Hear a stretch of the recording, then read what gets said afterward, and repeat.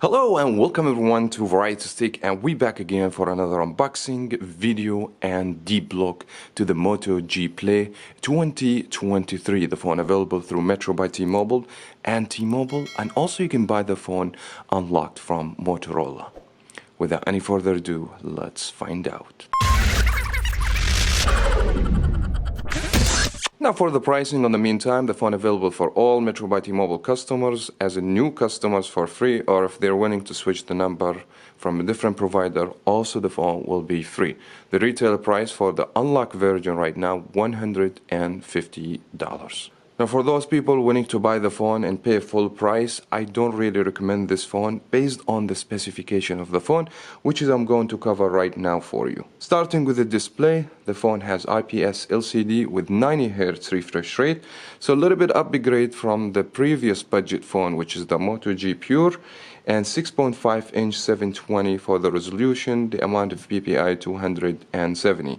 For the operating system, we have Android 12, and I believe you must get an upgrade for Android 13 very soon. For the processor, we have Mediatek MT6765. I will check the performance later on in this video. It will be Octa-core. For internal memory, 32. It's not too shabby in my opinion, and 3 GB of RAM. For the camera, there is a little bit of improvements from the previous Moto G Pure. They added a camera now, so we have 16 megapixel wide, 2 megapixel macro, and 2 megapixel depth, with the ability to record video up to 1080 at 60 FPS, which is nice to see 60 frame instead of 30 frame. Comparing with the Moto G Pure. The front-facing camera 5 megapixel, recording video 1080 at 30 FPS, so no improvements on the front-facing camera. And finally, the battery 5000 milliamp with 10 watt of quick charging. So I believe 10 watt, you guys gonna expect the phone will take too long because the battery is 5000, which is a great thing in my opinion. Now let's begin by unboxing the phone, and by the way, the box is eco-friendly, which is always nice to see from Moto.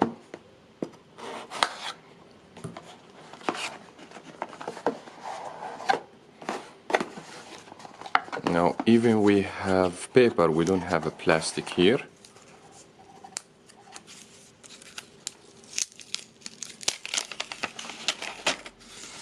There we go. So the first thing we're gonna see the phone itself, and this phone pretty much look exactly the same as the Moto G Pure, except that we have extra camera here, and we have shiny glass on the camera lens. Fingerprint should be also on the back, same thing, and we have power key, volume up down control. We have also C-type speaker, microphone, and we have the SIM tray from the left side. Let me set this on the side and look to what else we have.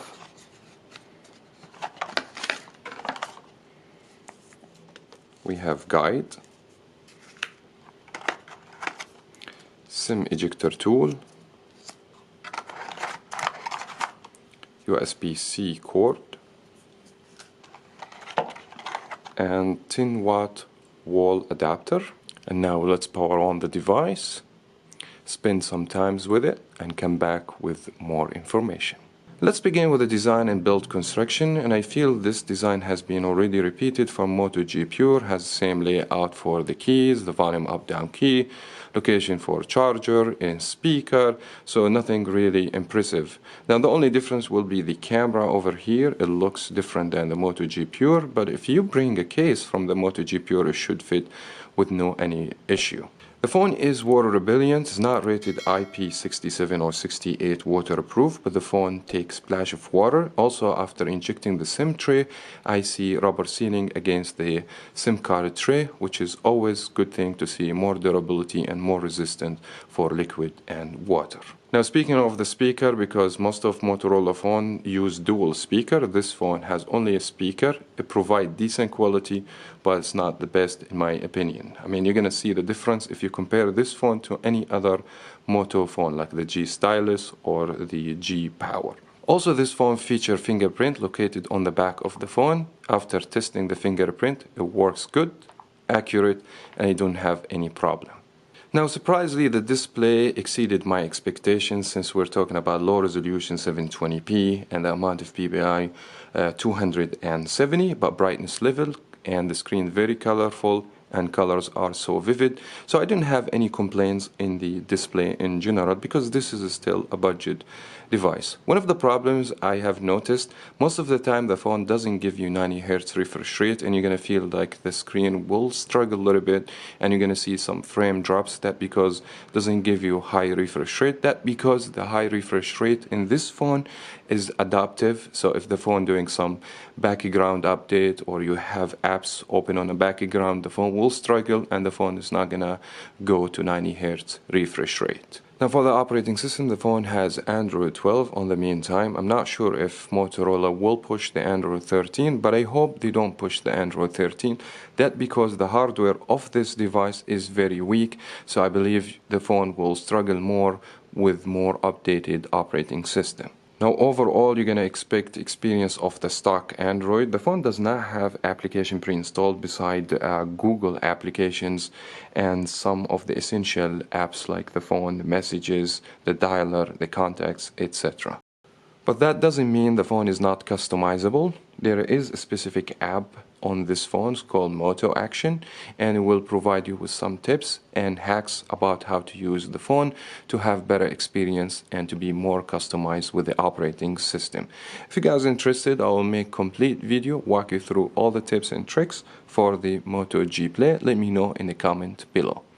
Now, speaking of the hardware, this is where the phone starts falling down. As soon as you start downloading applications and start playing your games, open your social media, you're gonna start see some low performance for the hardware in general. That back for two reasons. First, the processor in the phone does not help, MT6765, even that show very low score on Geekbench, and the RAM on the phone, 3 GB in my opinion, is not enough. Now, if you fill up all the storage, which is 32, you guys will expect the phone will struggle in the future, and that's another weak point for the hardware in general. Now, if you don't want to do too much on this phone, social media, few games and apps, I believe you should be fine, but more than that, I would highly recommend to consider another device. Now, the best thing about this phone, in my opinion, would be the battery. 5000 milliamp is a huge battery, and the phone does not have high specification. That helps the phone not to consume a lot of power. So you guys will expect 12-hour screen on time. Depends on the brightness level, it depends what you do on the phone. And total charging time from 0% to 100% within hour and 45 minutes. That because the phone are capable to charge with 10 watt. Lucky for you, when you purchase the phone brand new, you're gonna get the charger in the box. Now, speaking of the camera, the phone offers basic camera, 16 megapixel wide. The phone does not have ultra wide camera, 2 megapixel macro, and 2 megapixel depth sensor in case if you want to take portrait pictures, and you have the ability to do 2x zoom without cropping the pictures. But if you want to zoom more, you can get up to 8x zooming. Now, overall, taking pictures outside when we have good light, I didn't have any problems. The phone will start struggle when you have low light situation. And one thing doesn't help, the phone does not have even night mode. And the phone also does not have slow motion for video recording. And the camera overall is basic, as I said. Also, the front-facing camera of our portrait does not provide the best quality, especially when you have low light situation, in my opinion, within the average. Now, I hate to say that, but Moto G Play 2023 is not the phone I like. There's so many disadvantages for the phone, especially in the hardware and the memory department, as well as the design is repeated. So I don't know if you have a different opinion than mine, but the battery, it delivers good performance. Other than that, I don't see anything attractive in the phone. That was very much it for that video. Hope you guys enjoyed, find it helpful. If it did, thumbs up, subscribe for more videos here on Variety Stick. Thank you so much for watching. As always, we'll see you in the next video.